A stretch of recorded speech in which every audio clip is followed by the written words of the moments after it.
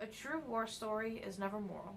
It does not instruct, nor encourage virtue, nor suggest models of proper human behavior, nor restrain men from doing things men have always done. If a story seems moral, do not believe it. O'Brien, 65. So as of recently, we of a culture have been kind of calling into question the history that we've been taught throughout our lives. Our schools, museums, memorial plaques, monuments, street names, and so much more, even things that we don't even think about, are entrenched in our history, no matter how violent that history. And I think while it's good to call into question the history and culture that we have, a lot of people tend to get stuck in this rut of viewing history as a black or white situation. Black or white, good or bad, or just something that's not a product of its time. Or, just to put it simply, some people accidentally view history as kind of a story. If we're going to continue to question our history, we need to view our history with an eye of nuance. And I think this is where the things they carried come into play. Now, a lot of people will recommend this book for its blunt and cutthroat depictions of the horrors of the Vietnam War. And I think that's pretty obvious. But I think while O'Brien is very good at describing this violence and juxtaposing the world around him versus these atrocities of war, anyone can really write a story about gratuitous violence, and anyone can write a war story that has guns and violence and death. But there's something much deeper that makes the things they carried so poignant. All the moments in between that violence. And now O'Brien takes time to focus on the domestic parts of the war, which calls into question that true, really murky, muddy morality of war and the stories that come from war. And it shows that war and its history is not cool guns or good or evil or pure acts of valor, but it's real, heavily flawed people getting in a violent world that the average person can't imagine. That the history of war, the morality of war, and the stories of war are all based on those very flawed people that just so happen to be there. So now let's talk about this plot and how it plays into the story. So the first chapter of this book perfectly exemplifies the angle of how these domestic moments show the true tragedy of war and its history. In the first chapter, each soldier is described as carrying different things.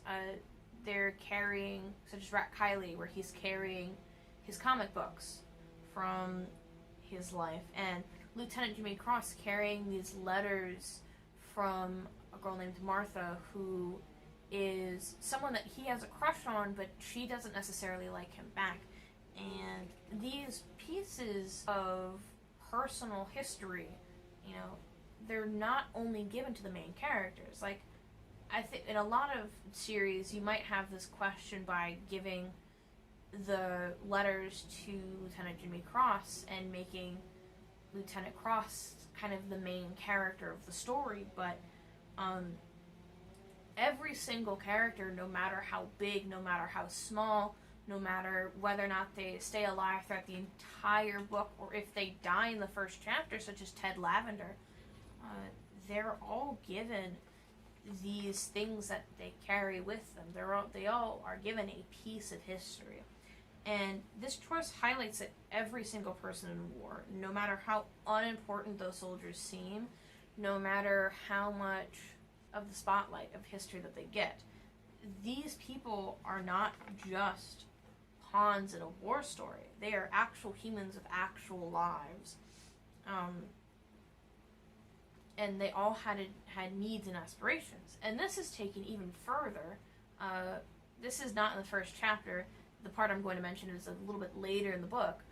But it even mentions how some of these characters that are on the opposite fighting side are also just as important to have human lives, such as in this example with where O'Brien is describing the body of the man he killed, saying he liked books, he wanted someday to be a teacher of mathematics.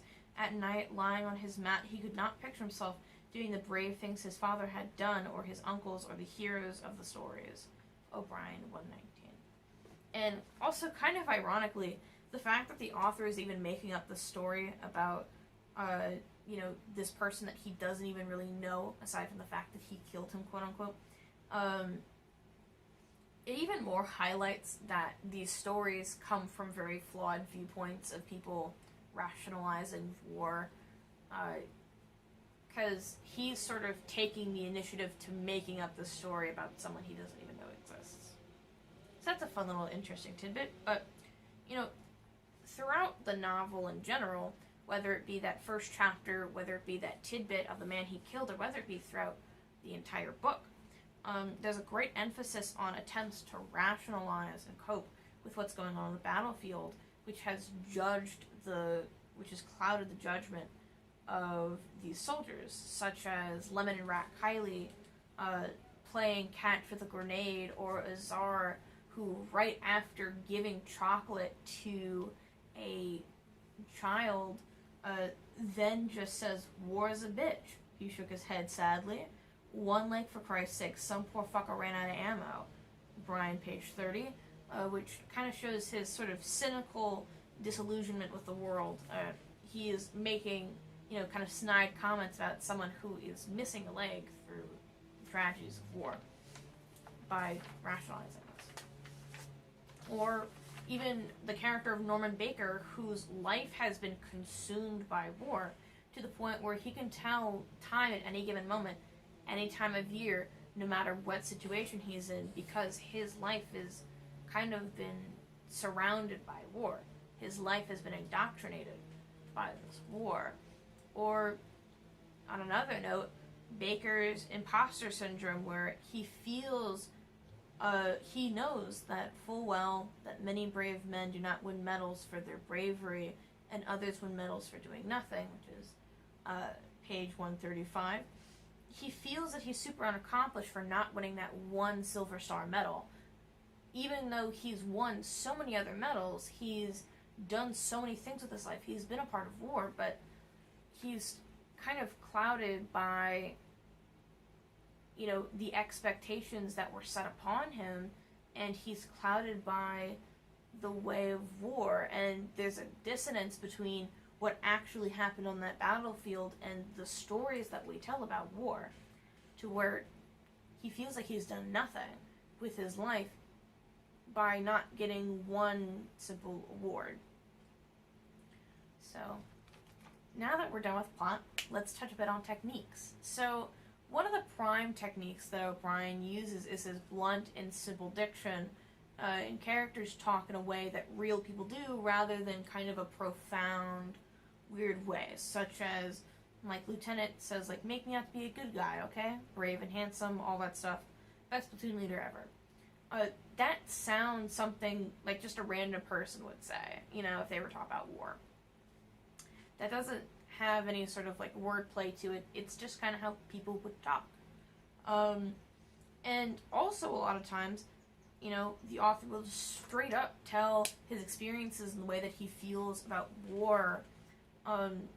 Basically, the entire chapter of Good Form, he just kind of reveals that the stories were all made up, and they're kind of more written in the way that he felt about the war, rather than what actually happened within the war, because he needed to get that sort of raw feeling of war out there. And it's kind of put in a very vulnerable and raw kind of way. And even the really profound things that he says, such as, I want you to feel what I felt. I want you to know why story truth is truer sometimes than happening truth, which is O'Brien 172. The trend here is that a lot of this stuff is just kind of said bluntly. It's just said straight up. Everything is just as is. And so, with that, with this diction, with kind of this just straight up telling you things, he makes himself seem so much more vulnerable, and with that vulnerability, he's able to get a lot closer to the audience, and he's able to further push that point that all these stories are just coming from the perspective of flawed people that happen to be in a terrible situation. And so, as my recommendation, I think in the time of a student's life in which we are transitioning from learning about the environment just as is to toying around with our environment and questioning the world around us, it's no wonder why The Things They Carried by Tim O'Brien is taught in high schoolers heading towards college. On writing quality alone, I would recommend this book. I think it's a very well-written book. But on a deeper level, the core values of this novel are pivotal to keep in mind while learning our history and the world around us. And the vulnerability of these domestic moments are truly what highlights the tragedy the tragedy and horror of war, and gives us a new, nuanced look as to how war stories and our history in general is created. So, if you're looking into that, if you're questioning history, if you're sort of interested in history, this is a great read. Thank you.